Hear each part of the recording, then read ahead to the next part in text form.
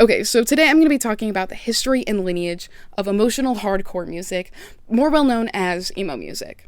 So emotional hardcore can generally be traced back to three individuals in the mid to late 1980s: Ian MacKaye, Guy Picciotto, and Brendan Canty.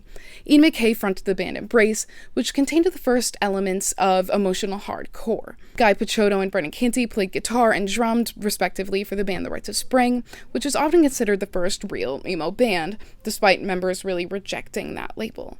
Neither of these bands gained a huge amount of attention outside of their scene until MacKaye, Picciotto, and Canty banded together to form the band Fugazi. Fugazi is generally considered a punk band, but their popularity brought attention to both Embrace and The Rites of Spring. Punk music is typically defined by those politically and socially charged lyrics, while emo takes those elements of hardcore music and combines them with introspective and personal lyrics. These three bands make up the first wave of emo. The second wave began shortly after and gained a lot more attention than the first. So second wave emo began in the early 90s and lasted until the end of the decade. These are bands like Captain Jazz, American Football, Sunny Day Real Estate, and even albums like Weezer's Pinkerton.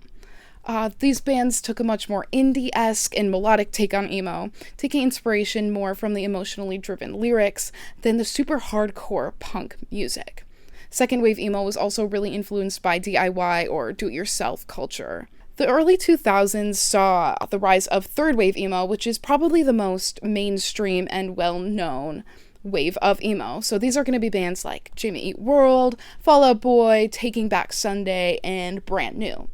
Pop punk and emo began to be closely associated during this time and were often used synonymously. There's still a lot of controversy about what defined emo specifically at this time, with bands like My Chemical Romance completely rejecting the emo label. The fourth wave of emo began around the early 2010s and lasted till the end of that decade. It's often called the emo revival because it went back to those second wave roots with that jangly guitar and more DIY feel and was less pop punk-esque. So these are bands like Tiger's Jaw, Modern Baseball, Mom Jeans, and Title Fight. Fifth wave emo is really what's ruling the scene right now.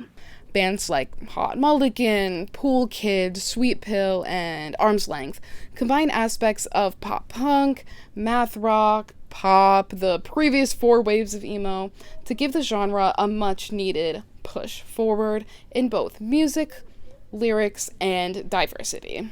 Over the course of the genre's existence, emotional hardcore transformed itself from a subgenre of punk to a genre that values nuance, fusion, and experimenting.